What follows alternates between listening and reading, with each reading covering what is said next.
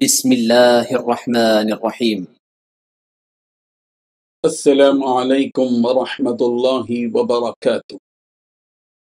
الحمد لله والصلاة لنبيه محمد وآله وصحبه أجمعين أما بعد. حاضرین و ناظرین، یہ درس نمبر 2317 ہے اور آج سورۃ البروج کی تفسیر کا ہم آغاز کر رہے ہیں اور آج ابتدائی 7 آیتوں کی تلاوت اور تشریح کر رہے ہیں۔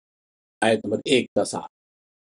اعوذ باللہ من الشیطان الرجیم، بسم اللہ الرحمن الرحیم، والسماء ذات البروج واليوم الموعود وشاهد ومشهود قتل أصحاب الأخدود النار ذات الوقود إذ هم عليها قعود وهم على ما يفعلون بالمؤمنين شهود صدق اللہ العظیم۔ لفظی ترجمہ یوں ہے، والسماء اور آسمان، ذات البروج برجوں والے کی، والیوم الموعود اور وعدہ دیے ہوئے دن کی، وشاہد ومشہود اور حاضر ہونے والے اور حاضر کیے ہوئے کی، قتلا ہلاک کیے گئے اصحاب الاخدود خندقوں والے، الناری آگ ذات الوقود ایندھن والی، اذ ہم علامہ جب وہ اس پر قعود بیٹھے تھے، وہم علامہ اور وہ اس کو جو کچھ یفعلون وہ کر رہے تھے، بالمؤمنین مومنوں کے ساتھ شہود دیکھ رہے تھے۔ ترجمہ یوں ہے، قسم ہے برجوں والے آسمان کی اور اس دن کی جس کا وعدہ کیا گیا ہے، اور حاضر ہونے والے کی اور اس کی جس کے پاس لوگ حاضر ہیں، کہ خدا کی مار ہو ان خندق کھودنے والوں پر، اس آگ والوں پر جو ایندھن سے بھری ہوئی تھی، جب وہ اس کے پاس بیٹھے تھے اور وہ ایمان والوں کے ساتھ جو کچھ کر رہے تھے اس کا نظارہ کرتے جاتے تھے۔ ان 7 آیتوں میں 6 باتیں بیان کی گئی ہیں۔ پہلی بات قسم ہے برجوں والے آسمان کی، دوسری بات اس دن کی بھی قسم ہے جس کا وعدہ کیا گیا، تیسری بات حاضر ہونے والے کی اور جس کے پاس لوگ حاضر ہوں اس کی بھی قسم ہے، چوتھی بات قسم اس بات کی خدا کی مار ہو ان خندق کھودنے والوں پر اور اس آگ والوں پر جو ایندھن سے بھری ہوئی، پانچویں بات جب وہ اس کے پاس بیٹھے تھے اور وہ ایمان والوں کے ساتھ جو کچھ کر رہے تھے اس کا نظارہ کرتے جاتے تھے۔ بزرگان محترم، پچھلی صورت میں اللہ تعالیٰ نے ان وعدوں کا ذکر فرمایا جو مومنوں اور مشرکوں سے کیے گئے۔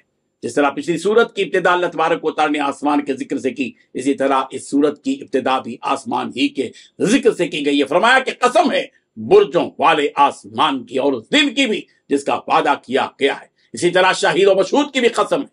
یہاں اللہ تعالیٰ نے جن چیزوں کی قسم کھائی ہے وہ ان کی عظمت اور بڑائی کو بیان کرنے کے لیے کھائی ہے، اور یہاں جن چیزوں کی قسم کھائی گئی ہے اس سے مراد وہ مطلب میں علماء کا اختلاف ہے۔ چنانچہ ذات البروج کی تعریف بعض نے آسمان میں بنے ہوئے محلوں سے کی ہے تو بعض نے اس سے مراد ستارے لیے ہیں۔ حضرت جابر بن عبداللہ رضی اللہ عنہ کی روایت ہے، نبی رحمت صلی اللہ علیہ وسلم سے اس ذات البروج سے متعلق پوچھا گیا تو آپ علیہ الصلوۃ والتسلیم نے فرمایا کہ اس سے مراد ستارے ہیں۔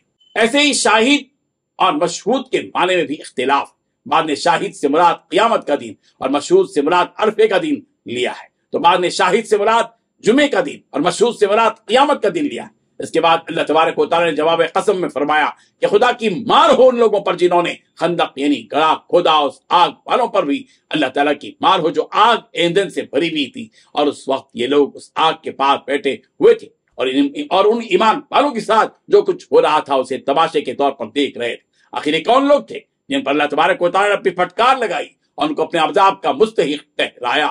اس سلسلے میں ایک طویل روایت حضرت صہیب رضی اللہ عنہ سے مروی ہے کہ اسلام سے قبل زمانے میں ایک بادشاہ رہتا تھا جس کا ایک خاص جادوگر تھا۔